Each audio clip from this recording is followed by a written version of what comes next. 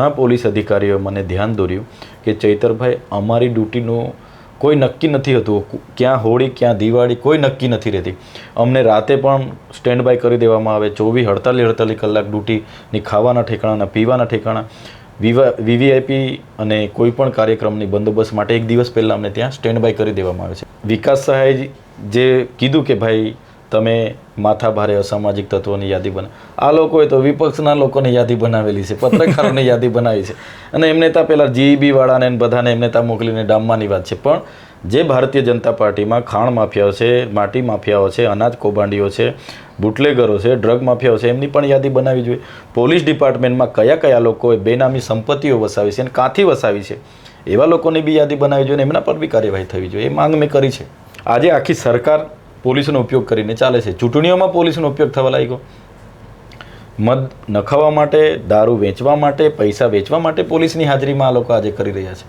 એમના વડાપ્રધાન ગૃહમંત્રીએ કઈ રીતના આજે ત્યાં પહોંચવા માટે કેટલા ખેલ કર્યા છે અમે બી બધું જાણીએ છીએ. છોટુભાઈ પોતે મને મોબાઈલ બતાવ્યો હતો કે આ અમિતભાઈનો મારા પર ફોન છે, એટલે હું આ વખતે મારે ગમે તે જે બી મળે તે મારા છોકરાને મારે લડાવવું જ પડે, એમાં ચાલે નહીં. અને એ પણ મોદી અને અમિત શાહના ગઢમાં લડવું બહુ આકરું કામ છે, છતાં અમે ટકી રહેલા છે ને લડીએ છીએ. અમે કંઈ અલગ પ્રદેશ એટલે કે અલગ દેશ નથી માગતા. જે રીતના હમણાં તેલંગાણા બન્યું, આજે તેલંગાણા વિકાસની રાહે છે. ઝારખંડ બન્યું, હમણાં ઝારખંડ વિકાસની રાહે છે. પંજાબીઓ માટે પંજાબ બન્યું, તેલુગુ બન્યું, આપણે તેલંગાણા બન્યું, આપણે તમિલનાડુ બન્યું, હમણાં નાગાલેન્ડ બન્યું. બધા જ રાજ્યો પોતપોતાની વિકાસમાં હરણફાળ બળે છે. તો ચોક્કસ આવનારા દિવસોમાં ભીલ પ્રદેશ બનશે, એ જેની પણ સરકાર બને, અમને કોઈ લેવા, ભાજપની સરકાર બને તો પણ વાંધો નથી, ધારાસભ્ય તો ભીલ પ્રદેશમાંથી બનશે. તો આટલું બધું રેવન્યુ અમે જનરેટ કરતા હોય ને અમારા વિકાસ માટે માસ્તરો માટે આંદોલન કરવાનું, આંગણવાડી માટે આંદોલન કરવાનું, બાળકોના ભોજન માટે આંદોલન કરવાનું, તો ક્યાં સુધી સરકાર સુફિયાળી વાતો કરે છે અને વિકાસ કરતી નથી. એટલા માટે અમે કીધું જો સરકાર અમારો વિકાસ નહીં કરવા માગતી હોય તો પછી અમને અલગ રાજ્ય આપો, કેવડિયા અમે રાજધાની બનાવીશું, ચારે રાજ્યને સેન્ટરમાં પડે છે, પછી તો જ અમારો વિકાસ થશે. સ્પષ્ટ માનું છું આવનારા દિવસોમાં આદિવાસીની સંસ્કૃતિ છીનબીન થઈ જવાની છે. આદિવાસીએ જે વર્ષોથી સાચવેલું પર્યાવરણ, જંગલ, નદી, નાળા એ છીનબીન થવાની ચોક્કસ ભીતિ છે. ખાનગી કંપનીઓ ત્યાં દવાનો પ્રયોગ અમારા લોકો પર કરે છે. ઝાયડસ એ કહેશે કે ભાઈ અમે મફતમાં ઇલાજ કરીશું, પણ એ ટેસ્ટિંગ કરે છે. જે પણ માનો કે ભરૂચમાં જે પણ ખાનગી કંપનીને પીપીપી મોડલના રૂપે આપ્યો, એ કંઈ સેવા કરવા માટે થોડા લીધા છે. એ લોકો બધી દવા પ્રોડક્ટ જે બી નવી બને એની લોકો પર પ્રયોગ કરે છે ને પછી માર્કેટમાં વેચે છે. પછી ડૉક્ટરોની ટીમો સાથે હું બેઠો ને ચર્ચા કરી, અનુભવી ડૉક્ટરો, મારા અનુભવી ડૉક્ટરો સાથે બેઠા આવી રીતના. એટલે એમણે કીધું કે ભાઈ એમની જેટલી પ્રોડક્ટ હશે ને, જેટલી નવી પ્રોડક્ટ બનશે એની અહીંયા પહેલાં ટેસ્ટિંગ થશે આપણા લોકો. આજે તમે જોઈ લો ઝાલોદમાં ગ્રીનફિલ્ડ એરપોર્ટ આવે છે. એવા કયા આદિવાસી બિઝનેસમેન છે કે જેને એરપોર્ટમાં વિમાનમાં બેસીને દિલ્હી બોમ્બે કે જવાનો છે? બીજા માટે બને છે. જો સરકારની ઈચ્છા શક્તિ હોત તો આજે આદિવાસી વિસ્તારમાં કુપોષણ પણ ના હોત. આજે આદિવાસી વિસ્તારમાં પૂરતા શિક્ષકો, પૂરતી શાળાઓ, પૂરતી આંગણવાડી હોત, પણ નથી. એટલા માટે જ અમારે વિધાનસભામાં સરકારને ધારદાર કહેવું પડે છે, આંકડા સહિત અમે કહીએ છીએ. તો તમને ખરીદવા માટેની ઓફરમાં કેવડી મોટી ઓફર થઈ? ગુજરાતના એક એવા ધારાસભ્ય કે જેને ગુજરાતના લગભગ તમામ જિલ્લાઓમાં લોકો ઓળખે છે, આવા ખૂબ ઓછા ધારાસભ્ય હશે કે જેને ગુજરાતના તમામ જિલ્લાઓમાં મોટા ભાગે નાગરિકો ઓળખે છે. નામ છે ચૈતર વસાવા. અને તેમની ખાસિયત છે કે જ્યારે તેઓ સરકારની સામે અવાજ ઉઠાવવા માટે પડે છે ત્યારે તેઓ સંપૂર્ણ સુધી લડીને પરત ફરે છે. તેઓ જેલની હવા ખાઈ ચૂક્યા છે. તેમનું કહેવું છે સત્તાના જોરે તેમને જેલમાં મોકલવામાં આવ્યા હતા અને કદાચ ગુજરાતની અંદર કોઈ એવા પ્રથમ ધારાસભ્ય છે કે જેને મળવા માટે બે રાજ્યના મુખ્યમંત્રી જેલ સુધી ગયા હતા.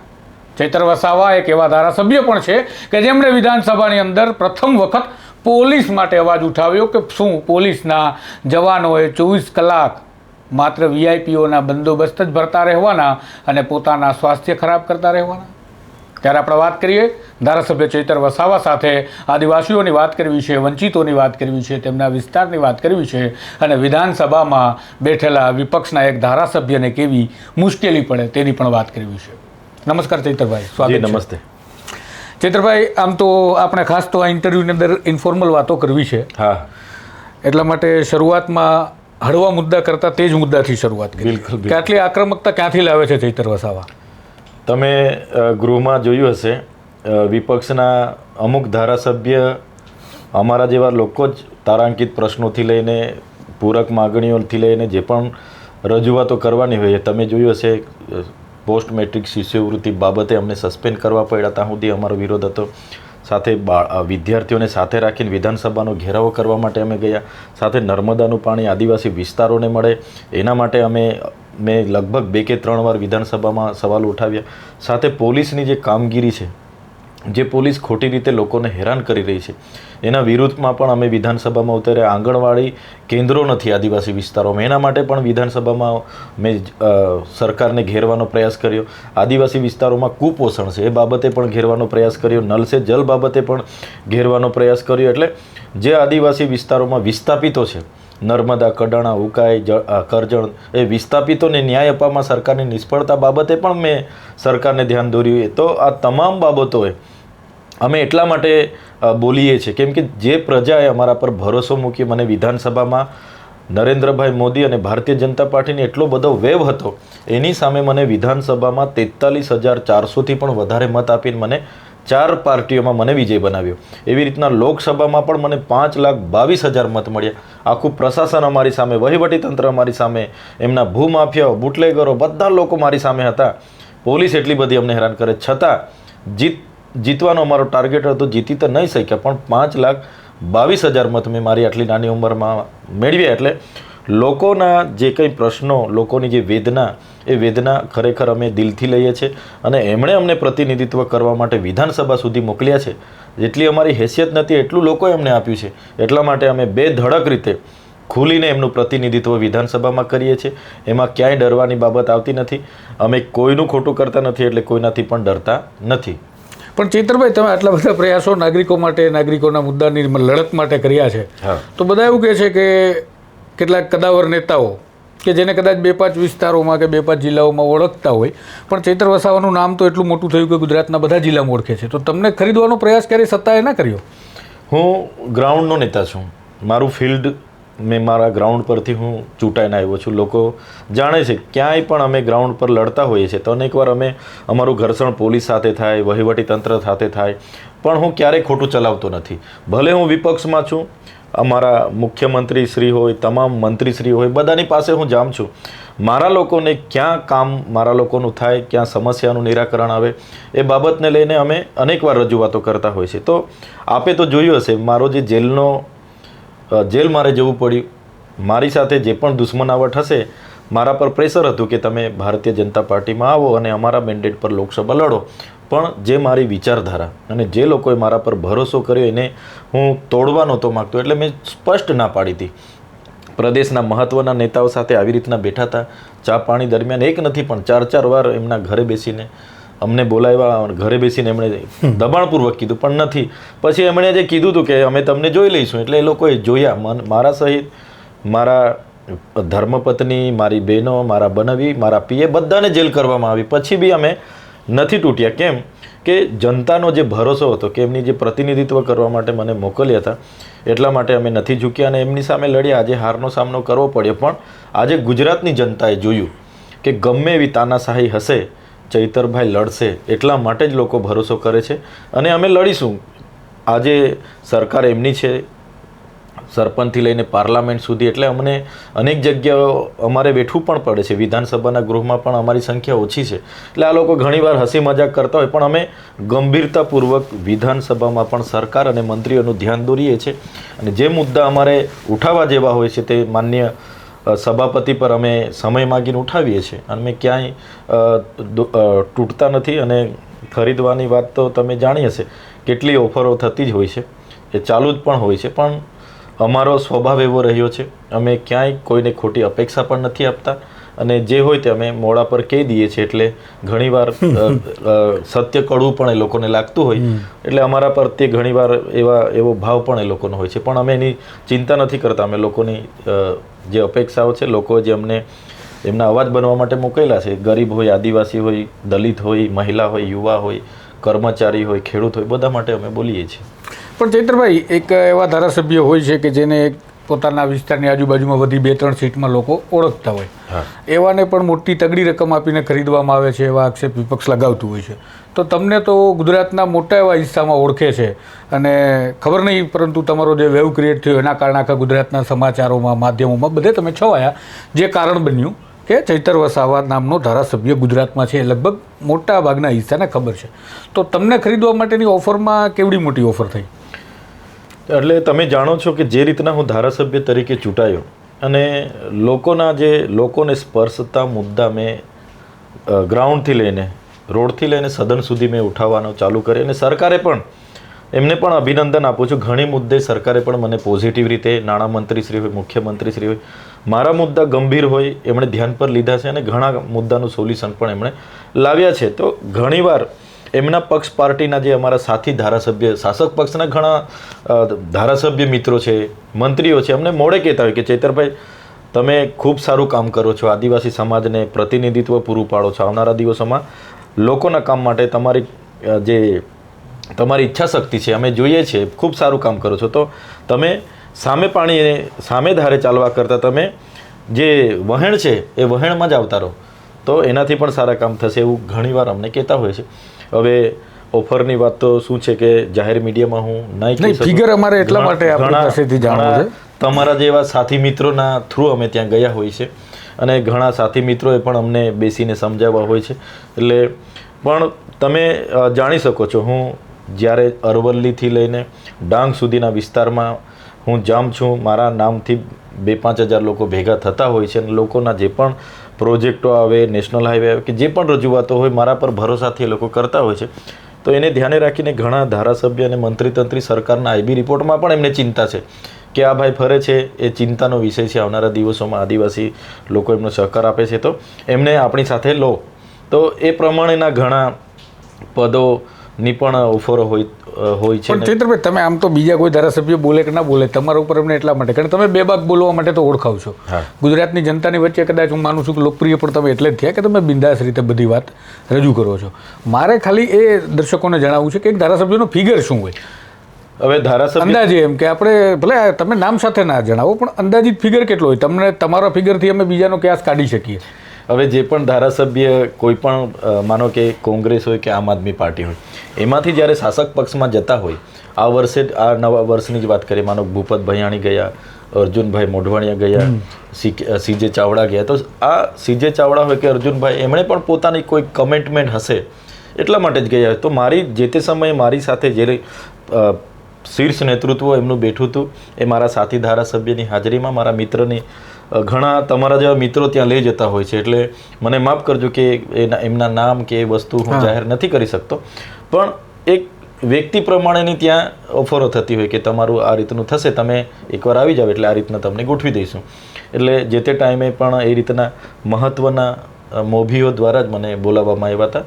4 વખત હું એમના ઘરે પણ બેઠો હતો, પણ મેં સ્વભાવ પ્રમાણે ચોખ્ખી અને ચંદન જેવી વાત એમને કીધી હતી કે મારો વિસ્તાર જ્યાંથી હું ચૂંટાઈને આવ્યો છું, એ લોકોની મારા પર બહુ મોટી અપેક્ષા છે અને હું આ નથી કરી શકતો, ને મેં એ પ્રમાણે નથી કર્યું. ને આજે એટલા માટે જ લોકો મારી પાસે ભરોસો કરે છે. નહીં તો તુષારભાઈ, એવું થાય કે કોઈ પણ નેતા અમારા સમાજમાંથી ઉભરીને બહાર આવે છે, ઉભરીને બહાર આવ્યા પછી એના પર લોકો ભરોસો કરે છે અને ભરોસો કર્યા બાદ આવું જો થાય છે તો બીજી વાર કોઈ ચૈતર વસાવા તૈયાર નહીં થાય, બીજી વાર કોઈ યુવાન પર લોકો પછી ભરોસો ના કરે. એટલે આજે જે છે તે બરાબર છે અને આવનારા દિવસોમાં પણ લોકોના આશીર્વાદ હશે, લોકોના સારા કામ કરશું તો ચોક્કસ કુદરત આગળ વધાવશે અમને.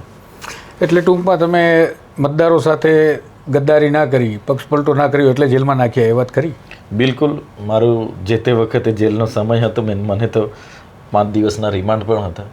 રિમાન્ડમાં પણ ઓફર હતી, જેલમાં હતો ત્યારે પણ ઓફર હતી, જ્યારે મારે નીકળવાનું હતું ત્યારે પણ ઓફર હતી. નીકળીને હું જ્યારે બજેટ સત્રમાં આવ્યો 2024-25ના બજેટ સત્રમાં, ત્યારે પણ મારા રૂમ પર બધા સારા સાથી મિત્રો મને કહેતા હતા કે ચૈતરભાઈ, આટલો સરસ સાંસદ બનવાનો તમને મોકો મળે છે, તમે ભારતીય જનતા પાર્ટીમાંથી લડી લો ને સાંસદ બની જાઓ.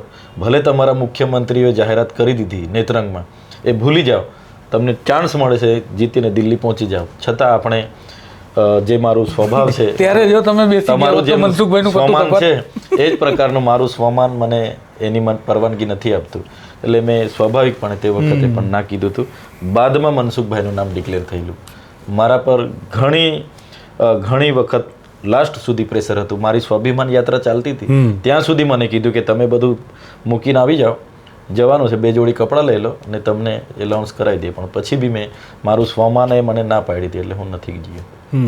હવે થોડી આદિવાસી લોકોની વાત કરીએ, સમુદાયની વાત કરીએ કે સરકારનું તો હંમેશા એવું જ હોય છે કે આદિવાસીઓ માટે ઉજળો સૂરજ અમે લાવ્યા છીએ અને વિકાસ કરી દીધો છે.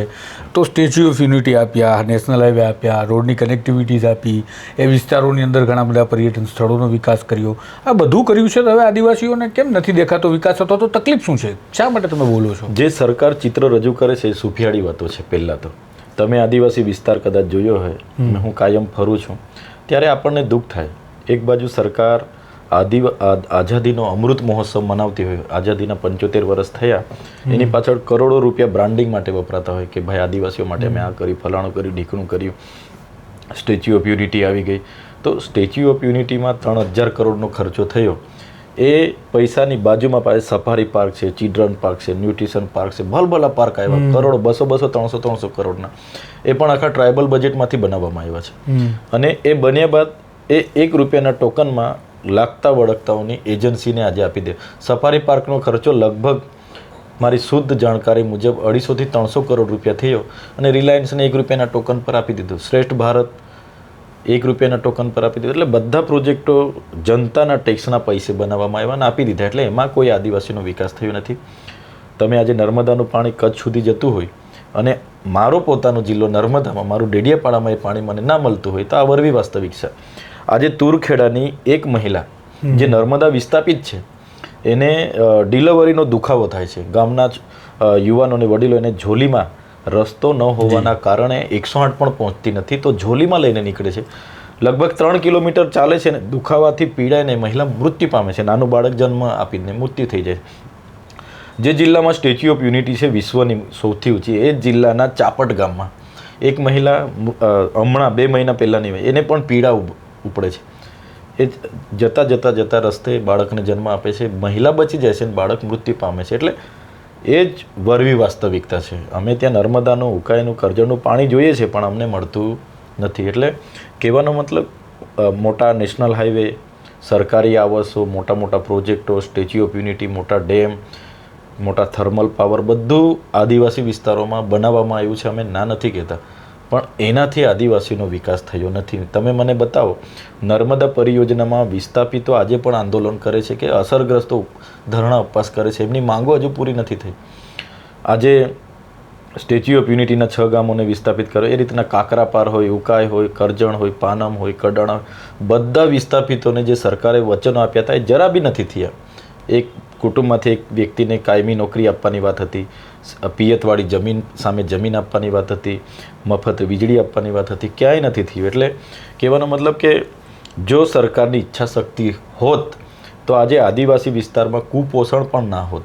આજે આદિવાસી વિસ્તારમાં પૂરતા શિક્ષકો, પૂરતી શાળાઓ, પૂરતી આંગણવાડી હોત, પણ નથી.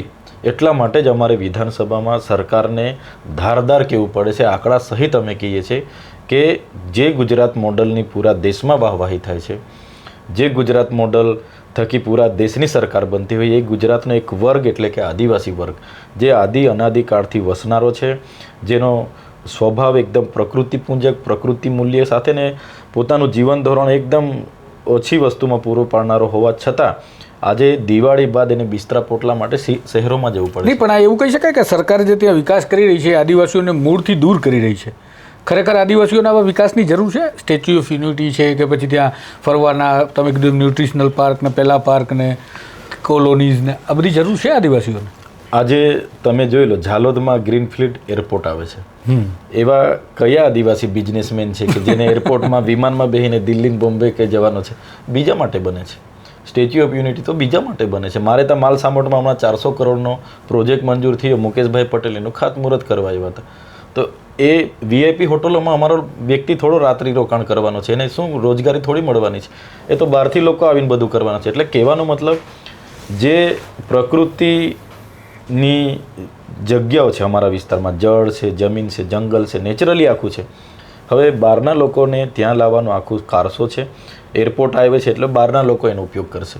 તો આ આદિવાસીઓને એનાથી વિકાસ નથી થવાનો, પણ આદિવાસીઓનો વિકાસ ત્યારે થશે અને સારું શાળા શિક્ષકો, સારી કોલેજો, સારી યુનિવર્સિટીઓ, નર્મદાનું સિંચાઈનું પાણી મળશે, ખેડૂતોને સારા ભાવ મળશે, યુવાનોને રોજગાર મળશે, તો જ આદિવાસીઓનો વિકાસ થવાનો છે. માત્ર કાગળ પર બધું સુફિયાળી વાતો કરવાથી આદિવાસીઓનો વિકાસ આઝાદીના 75 વર્ષ નથી થયો અને આવનારા 75 વર્ષે પણ નથી થવાનો. એટલા માટે આદિવાસીઓનો જો વિકાસ કરવો હોય તો આજે મેં વાતો કરી એ સરકારે કરવું જોઈએ, તો જ આદિવાસીઓનું ઉત્થાન થશે.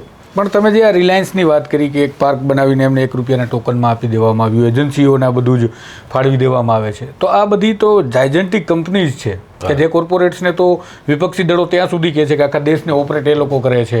તો તમને ક્યારે એવો અપ્રોચ ના કરે? ધારાસભ્ય છો, આજે ટ્રાઇબલ વિસ્તારમાં જેટલી પણ કોલેજો, યુનિવર્સિટી બધું હવે ખાનગીકરણ થવા લાગ્યું.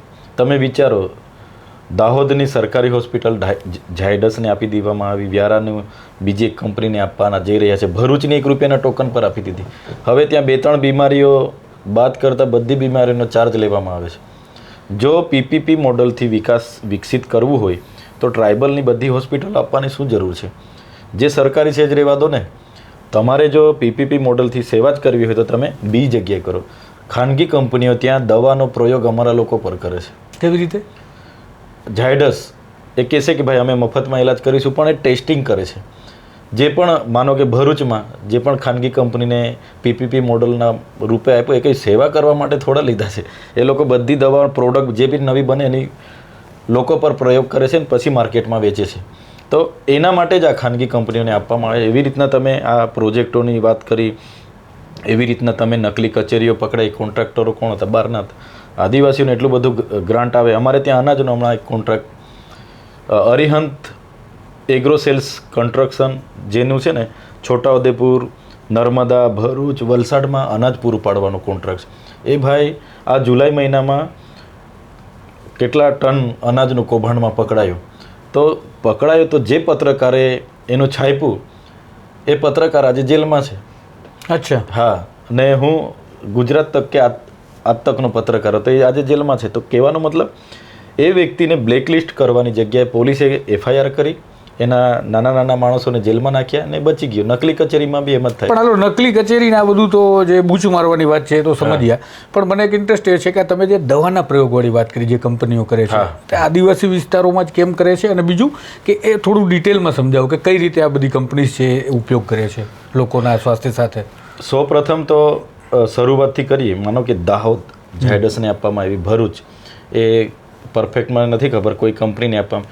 આગળ તમને યાદ હોય તો 2-3 વર્ષ પહેલાં વડોદરામાં આ પ્રકારે દવાનો પ્રયોગ કરતા એક કંપનીવાળા પકડાયેલા, એક મેટર ફાર્મા કંપની પકડાયેલી. એનામાં દર્દીઓએ કેસ કર્યો હતો, રજૂઆત કરી હતી કે ભાઈ અમારે આ લોકો, એટલે પછી એમાં આખી ઇન્ક્વાયરી બેઠીને ખબર પડી કાં તો આને ખાનગીને આપ્યું છે. એ તો એમના જે પણ પ્રોડક્ટ બને છે એનું પહેલાં અખતરા કરવા માટે આ સિવિલોમાં મફત કરીએ એમ કરીને આવે છે. એટલે છોટાઉદેપુરને બી આપવાની તૈયારી છે, ડાંગની આપવાની તૈયારી છે, તાપીમાં હમણાં આંદોલન ચાલે છે, આપવાની બધી આપવાની માટે આ લોકો છે. પૂરા વર્લ્ડમાં ફાર્મા કંપનીઓ દવા વેચવા માટે, પણ પહેલો પ્રયોગ અમારા વિસ્તારમાં લોકો પર કરશે, મફતમાં એમ કરીને. એનું રિઝલ્ટ, એના રિપોર્ટો બધું જોઈને પછી એ લોકો બહાર વિદેશોમાંથી માંડીને બધી દવાઓ એ કરે છે. કેમ કે હું વાત કરું છું, એમને વાત નથી કરતો. વ્યારામાં છેલ્લા 1 મહિનાથી આંદોલન ચાલે છે, એટલે મેં ડૉક્ટરો જે અમારા હતા એમની સાથે બધા સાથે મેં ચર્ચા કરી કે ભાઈ ખાનગીને આપવાથી શું ફાયદો? સરકારે કીધું કે બધી ફેસિલિટી સારી કરશે, ચોકસાઈ રહેશે, સ્વચ્છતા રહેશે, પણ મેં કીધું ખાનગી વ્યક્તિ અહીંયા ઝઘડામાં કેમ પડે? અહીંયા તો ઝઘડો છે કે ના પાડે છે લોકો, પૈસાદાર લોકો છે તો બબાલમાં શા માટે? હા, બબાલમાં શું કરવા આવે? પછી ડૉક્ટરોની ટીમો સાથે હું બેઠો ને ચર્ચા કરી, મારા અનુભવી ડૉક્ટરો સાથે બેઠા આવી રીતના. એટલે એમણે કીધું કે ભાઈ એમની જેટલી પ્રોડક્ટ હશે ને, જેટલી નવી પ્રોડક્ટ બનશે એની અહીંયા પહેલાં ટેસ્ટિંગ થશે આપણા લોકો. એ કઈ કંપની છે?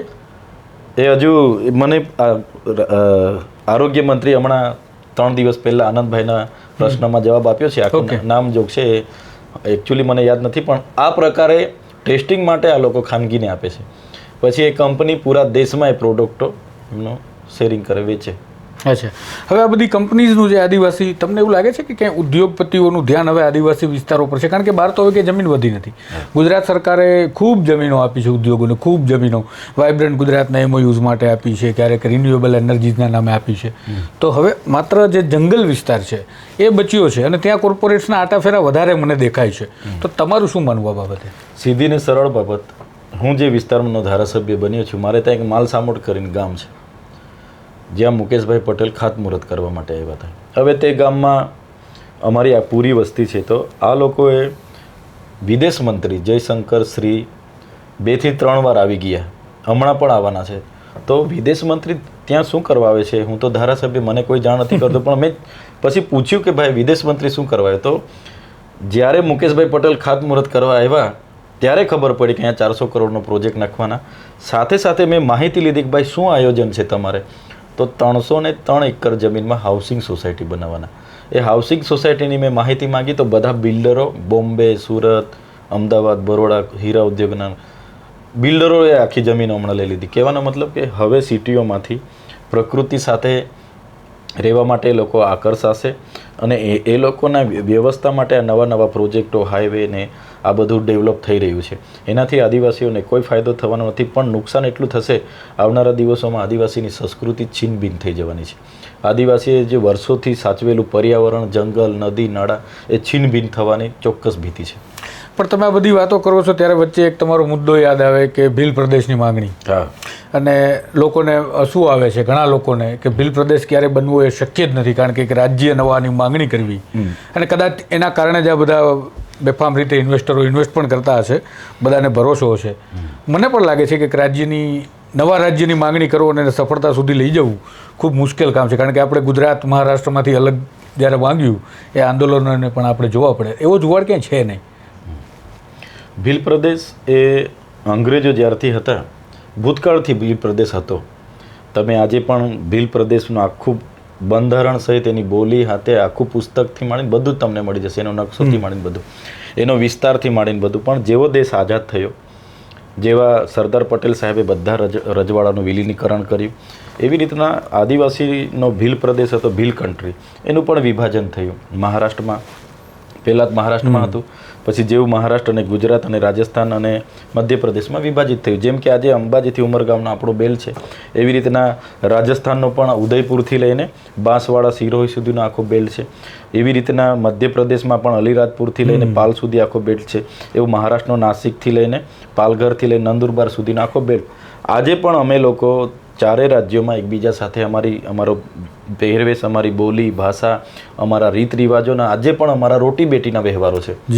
કોઈ પણ જાતના બોર્ડર વગર અમે બોર્ડર લેસ થઈને મહારાષ્ટ્ર સાથે પણ રોટી બેટીનો, મધ્યપ્રદેશ અને રાજસ્થાન સાથે અમારે કોઈ બંધારણ નથી. એ વાત તમારી સાચી, એ વાત સાથે તો હું સહમત છું, કારણ કે આખા ટ્રાઇબલ બેલ્ટને હું ખૂબ સારી રીતે સમજવા માટે એક આખી વિઝિટ કરી. તો અમે એટલા માટે માંગ કરી છે કે બંધારણમાં પ્રાવધાન છે, આર્ટિકલ 3 તમે વાંચી લેજો. નહીં, તમે માંગ કરી છે, પણ હજુ સુધી આ એક બાબત બધા જ લોકોને, કોઈને ભરોસો ના આવે એવી છે કે કેવી રીતે શક્ય બનશે, કારણ કે એવો જુવાડ નથી આદિવાસી. એટલે જુવાડ તો ઊભો કરીશું અમે, પણ માંગ એટલા માટે હું સ્પષ્ટ રીતે કરી રહ્યો છું કેમ કે સરકાર વિકાસ નથી કરવા માગતી. તો અમે કીધું અમારે ત્યાં નર્મદાની આટલું મોટું પાણી છે, થર્મલ પાવરો આટલા બધા છે, અમારે ત્યાં GMDC માટે એટલું બધું લિગ્નાઇટ નીકળે છે, બોક્સાઇટ નીકળે છે, અમારે ત્યાંથી રેતી, અમારે ત્યાંથી સિલિકા, અમારે ઓરસંગ નદી હોય, તાપી નદી હોય, એટલું બધી રેતી આખા દેશ દુનિયામાં જાય છે. તો આટલું બધું રેવન્યુ અમે જનરેટ કરતા હોય ને અમારા વિકાસ માટે માસ્તરો માટે આંદોલન કરવાનું, આંગણવાડી માટે આંદોલન કરવાનું, બાળકોના ભોજન માટે આંદોલન કરવાનું, તો ક્યાં સુધી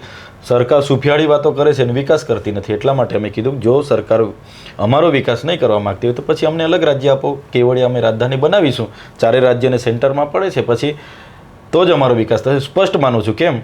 એટલા માટે માનું છું, અમારી વસ્તી આજે દેશમાં 8% છે, આજે ગુજરાતમાં અમે 15% છે આદિવાસી. બહુ મોટો વર્ગ છે અમારે. તમે કોઈ પણ સચિવાલયમાં જતા રહો, 100માંથી 15 અમારા લોકો નથી. તમે ન્યાય પ્રણાલિકામાં જતા રહો, ન્યાય પ્રણાલિકામાં તમને સમ ખાવા માટે હાઈકોર્ટ કે સેશન કોર્ટમાં અમારો જજ મળશે નહીં. કેમ? કોલેજિયન પ્રણાલી છે, એમાં અમારા લોકોને કોઈ સિલેક્ટ નથી કરતું. તમે આજે રિયલ એસ્ટેટમાં જોઈ લો, 90% મજૂર અમારા આદિવાસી મળશે, પણ 5 બિલ્ડરો અમારા મળશે નહીં. એવી રીતના કોઈ પણ પોસ્ટિંગ હોય, PSI હોય, PI હોય, IPS હોય કે IS હોય, અમારા લોકો છે જ, પણ એમને સાઇડ પોસ્ટિંગોમાં રાખે છે, ફેરવે છે. તો કહેવાનો મતલબ જ્યાં સુધી આદિવાસીઓને સમજવાવાળા અધિકારીઓ નહીં હશે, જે આદિવાસીઓની ભલામણ માટેની નિર્ણાયક ભૂમિકામાં લોકો નહીં હશે, ત્યાં સુધી આદિવાસીનો વિકાસ નથી થવાનો. એક રાજ્ય બનવાથી, અને એ કોઈ અમે કંઈ અલગ પ્રદેશ એટલે કે અલગ દેશ નથી માગતા. જે રીતના હમણાં તેલંગાણા બન્યું, આજે તેલંગાણા વિકાસની રાહે છે. ઝારખંડ બન્યું, હમણાં ઝારખંડ વિકાસની રાહે છે. પંજાબીઓ માટે પંજાબ બન્યું, તેલુગુ બન્યું, આપણે તેલંગાણા બન્યું, આપણે તમિલનાડુ બન્યું, હમણાં નાગાલેન્ડ બન્યું. બધા જ રાજ્યો પોતપોતાની વિકાસમાં હરણફાળ બળે છે. તો ચોક્કસ આવનારા દિવસોમાં ભીલ પ્રદેશ બનશે, એ જેની પણ સરકાર બને, અમને કોઈ લેવા, ભાજપની સરકાર બને તો પણ વાંધો નથી. ધારાસભ્ય તો ભીલ પ્રદેશમાંથી બનશે. આદિવાસી રિઝર્વ બેઠકો પરથી સરકાર બનશે ને, તો આદિવાસીઓ માટે વિચારશે. એટલા માટે અમે ભીલ પ્રદેશની માંગ કરીએ છીએ. સમર્થન નથી એવું નથી, બહુ લોકોનું સમર્થન છે. ભીલ પ્રદેશની મારે મિટિંગ કરવી હોય તો મારે એક દિવસ પહેલાં મેસેજ નાખું, મારા કહેવા પ્રમાણે જે પણ વિસ્તાર તમે મને આપી દો, તમે અરવલ્લી આપી દો, ડાંગ આપી દો, તમે મહારાષ્ટ્રનું કહી દો, તમે રાજસ્થાનનું માનગઢ કહી દેશો, અમે ભીલ પ્રદેશની મિટિંગ કરવાના છે. માનગઢમાં તમે નહીં માનશો, લાખથી ઓછા લોકો નહીં ભેગા થશે. તમે અલીરાજપુર અમારે ભીલ પ્રદેશ પર મિટિંગ કરવી હોય, 5000થી ઓછા લોકો ભેગા નહીં થશે. એટલે લોકોની માંગ છે, લોકોની માંગ છે, પણ અમારા લોકો પર ફાઇનાન્શિયલી એટલી પૈસા નથી કે અમે 20 દિવસ કે મહિનો અહીંયા આંદોલન પર બેસીએ. પણ ત્યાં ભાજપના ધારાસભ્યો કેવી રીતે ચૂંટાય છે? તો પછી આટલી બધી માંગ છે તો ભાજપના ધારાસભ્ય રિઝર્વ બેઠકો પરથી ચૂંટાય, હા, એ કોંગ્રેસના ચૂંટાય, ભાજપના ચૂંટાય. એટલે ભીલ પ્રદેશ એ કોઈ પાર્ટી સાથે જોડાયેલો મુદ્દો નથી, એ આદિવાસીની માંગ છે, આદિવાસીની અધિકારિક માંગ છે. એ કોઈ ભાજપ નથી આપતું કે કોંગ્રેસ તો નથી. ભાજપના નેતાઓ સમર્થન કરે છે ભીલ પ્રદેશને? ભીલ પ્રદેશને હમણાં તો શાસક પક્ષમાં છે એટલે કોઈ બોલવાનું નથી. અમારા પ્રદેશ, અમારે કુબેરભાઈ ડિંડોરે કીધું કે ભાઈ કાલે આપી દઈએ મનસુખભાઈ સાથે, વડાપ્રધાનને મળી આવીને આપી દે, કોણ ચલાવશે? એટલે કહેવાનો મતલબ વિચારે તો છે. હવે કુબેરભાઈ ડિંડોર અને જસવંતસિંહ ભાંભોરને એ લોકોએ ભીલ સંગઠન બનાવ્યું છે, જોઈને હમણાં એમની મિટિંગો થાય છે. તો બધા હવે ભીલ પર જવા લાગ્યા છે. રાજસ્થાનમાં બાપ પાર્ટી ભીલ પર કામ કરવા લાગી, મધ્યપ્રદેશમાં, મહારાષ્ટ્રમાં. એટલે એક હવે રાજ્ય માટે કંઈ જિલ્લો થોડો છૂટો પડવાનો છે એટલે 1 વર્ષમાં થઈ જવાનો. આખું રાજ્યનો એ આખી નીતિ વિષયક બાબતો છે એટલે 5-10 વર્ષ લાગશે. પણ મને પૂરો ભરોસો છે સરકાર આવનારા દિવસોમાં સકારાત્મક ભૂમિકામાં વિચારશે અને ચોક્કસ અલગ ભીલ પ્રદેશ બનશે. આદિવાસી વિસ્તારમાં એક કામ ધારાસભ્ય કરતો હોય અને એ પણ વિપક્ષમાં રહીને, અને રાજકારણ એ ખર્ચાળ વસ્તુ છે, હું માનું છું. તો આ બધા જ ખર્ચાળ અને આટલી સત્તાની સામે પડ્યું રહેવું, લડતું રહેવું, જેલમાં જવું, પરિવાર સાથે જેલમાં રહેવું, આ એક ખૂબ મુશ્કેલ કામ છે. તો ચૈત્ર વસાવા આ બધું મેનેજમેન્ટ કેવી રીતે કરે છે? મારી સાથે હું જે રીતના કામ કરું છું, ખૂબ સારી રીતે મારી સાથે રિટાયર IAS IPS લોકો પણ છે, એડવોકેટોની પણ સારી ટીમ છે, ડૉક્ટરોની છે, ઘણા લોકો કર્મચારી થઈને પણ પડદા પાછળથી અમારી સાથે છે. કહેવાનો મતલબ કે સમાજની જ્યારે વાત આવે છે, કોઈ પણ સમાજના હોય, એ લોકો આમ ડાયરેક્ટલી મદદ ના કરે, ઇનડાયરેક્ટલી પણ ફાઇનાન્શિયલી પણ મદદ કરતા હોય છે. તમે જોયું છે, હું જેલમાં હતો તો જેટલા પણ વકીલો હતા બધા જ કે અમે લડી નાખીશું, તમે ચિંતા ના કરો, એ બધું એટલે ચાલે છે. આજે સમાજની જ્યાં પણ વાત આવે છે, આવવા જવામાં ને ટીમ સારી છે, મજબૂત છે, એટલે બધું ચાલે છે. અમારે ત્યાં એટલી ઇન્ડસ્ટ્રીઓ નથી, અમે વિપક્ષમાં છે એટલે કોઈની સાથે બેસતા પણ નથી, છતાં ઉપરવાળાની દયાથી આજે બધું ચાલે છે. જ્યાં પણ અમને તકલીફ પડે છે એટલે સમાજ અમારી સાથે આવીને ઊભો રહે છે, ખુશીની વાત છે. તો જ આટલું લડી શકાય. બાકી સરકાર સામે આજે, અને એ પણ મોદી અને અમિત શાહના ગઢમાં લડવું બહુ આકરું કામ છે, છતાં અમે ટકી રહેલા છે ને લડીએ છીએ. અને આવનારા દિવસોમાં પણ લોકો માટે જ્યાં પણ બોલવાનું છે ચોક્કસ અમે બોલતા રહીશું, લડીશું. તમે મોદી અને અમિત શાહ નામ બોલ્યા એટલે મને યાદ આવ્યું કે અમિત શાહ તમારા ત્યાં ઇલેક્શન લોકસભાની ચૂંટણીમાં પ્રચાર માટે આવ્યા હતા. આમ તો એવું કહેવાય છે કે અમિતભાઈ કદ્દાવર ચાણક્ય નેતા છે, એટલે એમને જ્યાં જરૂર પડે ત્યાં જ જતા હોય. તો શું અમિતભાઈને એટલી જરૂર પડી હશે ચૈત્ર વસાવાને હરાવવા માટેની? બિલકુલ. અમિત શાહનો ઝઘડિયામાં મારી ચૂંટણીની સામે મોટો કાર્યક્રમ હતો. એમણે જાહેર મંચ પરથી લગભગ 5 કે 6 વખત મારું નામ લીધું હતું કે આ ચૈતર વસાવા અહીંયા નક્સલી કામ પ્રવૃત્તિ કરે છે, ચૈતર વસાવાને ડામી દઈએ આપણે, આવા લોકોને કોણ સ્વીકારશે નહીં, આ પ્રાંતવાદની વાત કરે છે, અલગ પ્રદેશની વાત કરે છે. એમણે ખૂબ ભાષણ ત્યાં કર્યું હતું. પણ જે પણ ભાષણ કર્યું હતું, આજે તો દેશ અને બધે એમની સરકાર છે, પણ હું ક્યાંય ખોટો નથી. બાકી મને એ લોકો તે જ વખતે ફિટ કરી દે. પણ ત્યાં આવીને માત્ર ભાષણ ઠોકીને નથી ગયા, એમણે છોટુભાઈને કહીને એમના દીકરાને પણ મારી સામે ઉમેદવારમાં ઉતારી દીધો. છોટુભાઈ પોતે મને મોબાઈલ બતાવ્યો હતો કે આ અમિતભાઈનો મારા પર ફોન છે, એટલે હું આ વખતે મારે ગમે તે જે બી મળે તે મારા છોકરાને મારે લડાવવું જ પડે, એમાં ચાલે નહીં. કહેવાનો મતલબ કે ખૂબ મોટી ભૂમિકા અમિત શાહની માને એમને કદાચ ખ્યાલ આવી ગયો હશે, એટલે ખૂબ મોટી ભૂમિકા ત્યાં રહી. એમની પોલીસ તંત્ર જે કરવું પડે તે કરો, પણ આ બેઠક જવી ના જોઈએ એવું આઈબીનો રિપોર્ટ હતો કે ચૈતરભાઈ જીતે છે, એટલે એમણે ખૂબ મહેનત કરી હતી. અને એ જ બતાવે છે, ખુદ દેશના ગૃહમંત્રી અમારું ત્યાં 5-6 વખત નામ લઈને ભાષણ કરતા હોય, એટલે એ જ બતાવે છે કે લોકોની દયાથી અમે મજબૂત હતા. આવનારા દિવસોમાં બી મજબૂત થઈને લડીશું. પણ ચૈતર વસાવા એક બેઠક ઉપર માનો કે જીતી જાય તો એવી બધી કઈ આફત આવી પડે ભારતીય જનતા પાર્ટી ઉપર કે ગૃહમંત્રીને ત્યાં આ પ્રકારે પ્રચાર પ્રસાર અને તમે કીધું એમ તમારા વિરુદ્ધમાં વાત કરવી પડે? એ તો હવે એમની પક્ષ પાર્ટીની રણનીતિ હશે, આપણે જાણતા નથી. પણ જે રીતના ગુજરાતમાં ગેનીબેન અને મારી સીટ હોટ ફેવરિટ ચાલતી હતી, બધા લોકોએ ખૂબ આશા હતી કે ભરૂચ તો નીકળે જ છે ને નીકળવાની જ હતી, પણ છેલ્લે જે પણ થયું અમારી નાની મોટી ત્રુટીઓ રહી અને 2-3 ભૂલો હશે તો હારી ગયા. પણ એક બેઠક જીતીએ, 2 બેઠક એ બહુ મોટું મહત્ત્વનું હોય છે. અમે માનો કે આજે જીત્યા છે આમ આદમી પાર્ટીમાં તો ગૃહમાં બધાનો અવાજ બનીએ છે. લોકસભામાં જીતતા ત્યારે પણ બધા માટે અવાજ બનતા, એટલા માટે જ અમે લડ્યા હતા. હવે આવનારા દિવસોમાં રાજકીય સમીકરણો જે રીતના બને એ રીતના આગળ વધીએ છીએ અને ચોક્કસ સત્તામાં વર્ષોથી ભારતીય જનતા પાર્ટી છે, એટલે એમની સામે લડવું મુશ્કેલ હોય છે. પણ લોકોના એટલા આશીર્વાદ છે કે અમે આજે પણ લડીએ છીએ. હમણાં પણ તમે જોયું છે, ખુદ પીઆઈ અરજદાર બનીને અમારી પર ખોટા કેસો કર્યા તો હું તો પોતે હાજર થવા પણ જઈ રહેલો હતો, પણ પોલીસે અટકાવ્યા. જ્યારે પણ સીએમ આવે, પીએમ આવે, ઘરમાં નજરકેદ કરી દેવામાં આવે. જ્યારે પણ કલેક્ટરને રજૂઆત કરવા જેવી, કોઈ મંત્રીને રજૂઆત કરવી તે ડિટેન કરી લેવામાં આવે. એ બધું લોકશાહીનું હનન તો ચાલે જ છે, અમે પણ બધા જાણીએ છીએ, જોઈએ છીએ. છતાં અમે આગળ વધી રહ્યા છે, કેમ કે જે વિચારધારા આરએસએસની વિચારધારા એમના વડાપ્રધાન ગૃહમંત્રીએ કઈ રીતના આજે ત્યાં પહોંચવા માટે કેટલા ખેલ કર્યા છે, અમે બી બધું જાણીએ છીએ. પૂરેપૂરા આખા ગુજરાતના પૂરેપૂરા ખેલ જાણીએ છીએ, એટલે અમે નથી કોઈનાથી ડરતા. જ્યારે કુદરતે અમને આટલે સુધી પહોંચાડ્યા છે એટલે ટકીને આગળ વધીએ કરીએ છીએ. એક છેલ્લી વાત એ કરીએ કે પોલીસ માટે વિધાનસભાની અંદર મારા ધ્યાનમાં કદાચ આ પ્રથમ કિસ્સો છે કે 24 કલાક પોલીસને જે વીઆઈપી બંદોબસ્તમાં વ્યસ્ત રાખવામાં આવે છે, એ મામલે કોઈ પ્રથમ ધારાસભ્ય હોય તો તમે કે તેણે અવાજ ઉઠાવ્યો, તો આવું શા માટે જરૂર પડી કે તમને એવું લાગ્યું કે આ લોકોને બંદોબસ્તમાં વ્યસ્ત રાખવામાં આવે ખોટું છે? અમારે ત્યાં કેવડિયામાં 31 ઓક્ટોબર 2024ના રોજ વડાપ્રધાનનો એકતા પરેડનો કાર્યક્રમ હતો. ત્યાં મારા મત વિસ્તારના અમારા બાજુ ડેડિયાપાડાના બાજુનું ગામ કનબોડીના એક PSI statue of Sardar Patel સાહેબના પગ ખરા ત્યાં ડ્યુટી પર હતા. તો એ સનુભાઈ ભગુભાઈ વસાવા એ સુરત ગ્રામ્ય ધીલુડી પોલીસ સ્ટેશનના પીએસઆઈ હતા. એમને આગલા દિનથી ડ્યુટી ત્યાં આપી હતી, એટલે 24 કલાકથી પણ વધારે ડ્યુટી એકને એક જગ્યા પર હતા. એટલે બિચારા બપોરે ત્યાં ઢળી પડ્યા અને ત્યાં જ એક્સપાયર થઈ ગયા. એ પહેલાં 2 વર્ષ પહેલાં એક પીએસઆઈ પોતાની સર્વિસ રિવોલ્વરથી વીઆઈપી સર્કિટ હાઉસ કેવડિયા ખાતે સુસાઇડ કરી લીધી. એટલે ઘણા પોલીસ અધિકારીઓ મને ધ્યાન દોર્યું કે ચૈતરભાઈ, અમારી ડ્યુટીનું કોઈ નક્કી નથી હતું, ક્યાં હોળી ક્યાં દિવાળી કોઈ નક્કી નથી રહેતી.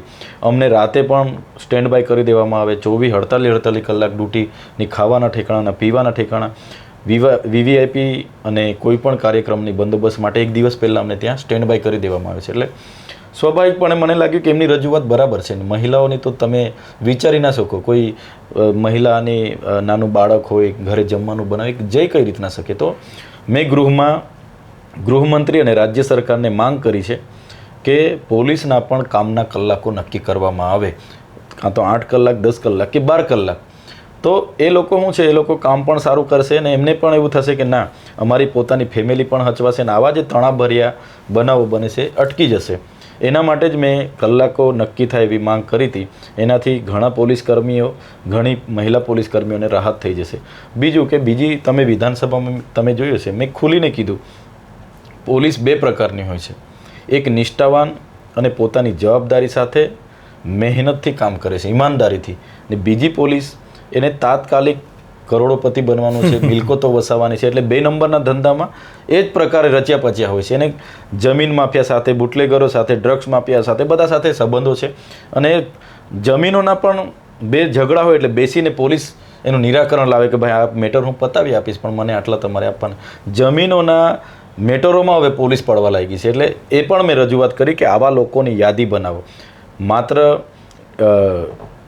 વિકાસ સહાય જે કીધું કે ભાઈ તમે માથાભારે અસામાજિક તત્વોની યાદી આ લોકોએ તો વિપક્ષના લોકોની યાદી બનાવેલી છે, પત્રકારોની યાદી બનાવી છે, અને એમને ત્યાં પેલા જીઈબી વાળાને બધાને એમને ત્યાં મોકલીને ડામવાની વાત છે. પણ જે ભારતીય જનતા પાર્ટીમાં ખાણ માફિયાઓ છે, માટી માફિયાઓ છે, અનાજ કૌભાંડીઓ છે, બુટલેગરો છે, ડ્રગ માફિયાઓ છે, એમની પણ યાદી બનાવવી જોઈએ. પોલીસ ડિપાર્ટમેન્ટમાં કયા કયા લોકોએ બેનામી સંપત્તિઓ વસાવી છે અને કાંથી વસાવી છે એવા લોકોની બી યાદી બનાવવી જોઈએ, એમના પર બી કાર્યવાહી થવી જોઈએ. એ માંગ મેં કરી છે. પણ ચૈત્રભાઈ, આ પોલીસની ડ્યુટી નક્કી કરવા માટેની તમે જે રજૂઆત કરી એમાં સરકાર જે કંઈ પણ ધ્યાન દોરે નિર્ણય લે, પણ મને એવું લાગે છે કે ખાલી નેતાઓ વધારે વિઝિટ કરવાનું, અથવા તો વિઝિટ કરે તો આટલા બંદોબસ્ત વગર વિઝિટ કરી લે, કારણ કે એમને કઈ જાતનો ડર છે મને નથી સમજાતું કે સતત એવો ભયના ઓથાર નીચે જીવે છે. આવો ડર નેતાને ના હોવો જોઈએ. એ બંધ કરી દે તો આ ઓટોમેટિક પોલીસનું ભારણ ઘટી જાય. બિલકુલ. અમે જે રીતના કાર્યક્રમો કરતા હોય ને અમારી સામે જે પોલીસ મૂકવામાં આવે છે એના પરથી સરકારને ખૂબ મોટો ડર છે. સરકાર જે ગુજરાત મોડલ પૂરા દેશમાં વાતો કરે છે, એટલે એમનો કોઈ પોલ બહાર આવી ના જાય એના માટે પોલીસનો ઉપયોગ કરીને જે પણ તમે આજે જોઈ લો, આરોગ્ય કર્મચારી હોય, કરાર આધારિત કર્મચારી હોય, શિક્ષણના કર્મચારી, બધા આંદોલનો કરે, બધાને પોલીસ ઢળીને લઈ જાય છે. કેમ કે પોલીસ પર એટલું પ્રેશર હોય છે કે જેના પોઈન્ટ પર આંદોલન થયું, ડીવાયએસપીથી માંડીને બધાને આ લોકો એવી સૂચના આપતા હોય, એટલે બિચારા કરે તો શું કરે. એટલે કહેવાનો મતલબ કે આજે આખી સરકાર પોલીસનો ઉપયોગ કરીને ચાલે છે. ચૂંટણીઓમાં પોલીસનો ઉપયોગ થવા લાગ્યો. મદ નખાવવા માટે, દારૂ વેચવા માટે, પૈસા વેચવા માટે પોલીસની હાજરીમાં આ લોકો આજે કરી રહ્યા છે. લોકસભા મેં લડ્યો છું, મને ખબર છે. દારૂની ટ્રક અમે વાલિયા પકડી, પ્રમુખ નેતા એમના ભારતીય જનતા પાર્ટીના, આખી ટ્રક પોલીસના લઈ જવા દે તો બી અમે લઈ ગયા પોલીસ સ્ટેશન, આખી ટ્રક તો બી કેસ ના બનાવ્યો. રાતે 4 વાગે ત્યાં આઈજીથી માંડીને બધા સાથે અમે પ્રેસ કોન્ફરન્સો કરી, ના કરી તે કરી, તો બી મેન ભાજપનો પદાધિકારીનું નામ જ ગાયબ. બીજા ડ્રાઈવરને એક મજૂરિયાનું નામથી એક ટ્રક દારૂ. એટલે કહેવાનો મતલબ કે પોલીસ જ બધી મદદગાર કરે. બાકી બોર્ડર પર જો સીસીટીવીની આટલી મોટી ટેકનોલોજી છે તો દારૂ આવે ક્યાંથી? ડ્રગ્સ આટલું બધું આજે ડ્રગ્સ પર મેં ગૃહમાં મેં કીધું જે આવકાર પ્રાઇવેટ ડ્રગ્સ લિમિટેડ હતું એમાંથી 5,000 કરોડનું ડ્રગ્સ બન્યું. એક ઇન્ફીસિટી પ્રાઇવેટ લિમિટેડ હતું એમાંથી 2,400 કરોડનું ડ્રગ્સ બન્યું. એ તો આજે ચાલુ છે કંપની પાસે. કોની રહેમ નજર છે? કેમ એ સીલ નથી કરવામાં આવી? આજે ભરૂચ અને સુરતમાંથી 100 જેટલા ડ્રગ્સના આરોપીઓ પકડાતા નથી. કેમ નથી પકડાતા? એટલે કહેવાનો મતલબ દારૂ હોય, જુગાર હોય, ડ્રગ્સ હોય, ભૂમાફિયા, બધાના હપ્તા નીચેથી લઈને ઉપર કમલમ સુધી જતા હોય છે અને આખી સિસ્ટમ બનેલી છે. એટલે ક્યાંય પણ સરકાર એમની રહેમ નજર રાખે છે, એટલે ક્યાંય પણ આરોપીઓને ધાક રહી નથી. નાના ટોપરીઓને ત્યાં બુલડોઝર મોકલીને આ લોકો શોબાજી કરે છે કે અમે બુલડોઝર ફેરવી દીધું દાદાનું. અરે હા, બુલડોઝર અને વરઘોડા વિશે શું? વરઘોડો ને બુલડોઝર, એટલે એ તો નાના ટોપરી બિચારા જે પણ કરે. હું તો કેમ છું, જેણે પણ કાયદો હાથમાં લે એના પર કાર્યવાહી કરવી જ જોઈએ. પણ આપણી પાસે ન્યાય પ્રણાલિકાઓ છે, એના ઓર્ડરથી કરો ને. તમે આવી રીતના કોઈના ઘર તોડી નાખો, બુલડોઝર, એ તો ઇનલીગલી છે. તો ન્યાય પ્રણાલિકાની શું જરૂર પડી? અને તમારે બુલડોઝર ફેરવવું છે તો તમારા ધારાસભ્ય આજે 376 બળાત્કારના આરોપી નાસ્તા ફરે છે, એના ઘરે બુલડોઝર મોકલો. ડ્રગ માફિયાને ત્યાં મોકલો, ખાણ માફિયાને ત્યાં મોકલો. જે પણ અધિકારીઓ બેનામી સંપત્તિથી પકડાય છે એને ત્યાં મોકલો ને. નાના લોકોના ઝૂંપડા તોડવામાં મોકલો. એ તો ક્યાંનો ન્યાય છે? એનાથી શું ફેર પડવાનો? એનાથી તો લોકોમાં માનસિકતા એવી ઊભી થઈ છે કે આ ગુંડાઓ અને પોલીસમાં કોઈ ફેર નથી. આ બી ડરાવવાનું કામ કરે ને પેલા બી ડરાવવાનું કામ કરે. એ જ થયું ને. એટલે એવી પરિસ્થિતિ આજે લોકોમાં છે. ગુજરાતમાં ભય, ભ્રમ અને ભ્રષ્ટાચારની રાજનીતિ ચાલે છે. આ ટૂંકમાં હું કેમ છું. તો આ હતા ધારાસભ્ય ચૈતર વસાવા. આમ તો તેઓ ધારાસભ્ય છે, પરંતુ જ્યારે વાત કરે ત્યારે એ પ્રકારની બેબાકી સાથે કરે છે કે તેઓ સ્પષ્ટ રીતે જે હોય એ જણાવે છે, અને મને એ વાત એમની ખૂબ ગમે છે. માટે આજે એમના વખાણ પણ હું તમારા સમક્ષ કરી રહ્યો છું. પણ વાત એ છે કે વિપક્ષની જવાબદારી જ્યાં સુધી વિપક્ષી ધારાસભ્યો નિભાવતા હોય છે ત્યાં સુધી એને આપણે એપ્રિસિએટ કરીએ તો ઠીક છે, પરંતુ જ્યારે એ અવાજ બંધ થાય છે અને જ્યારે પક્ષ પલટો થાય છે ત્યારે ધારાસભ્યોને એ જૂના દિવસો યાદ કરાવવા એ પણ પત્રકારોનું કામ છે, જે અમે કરતા રહીશું. તમારા સ્વમાન માટે આપણે અવાજ ઉઠાવતા રહીશું. સ્વમાન સાથે જોડાયેલા રહેજો. સ્વમાનની આ ચેનલને લાઇક, શેર અને ખાસ તો સબસ્ક્રાઈબ કરવાનું ભૂલતા નહીં. નમસ્કાર.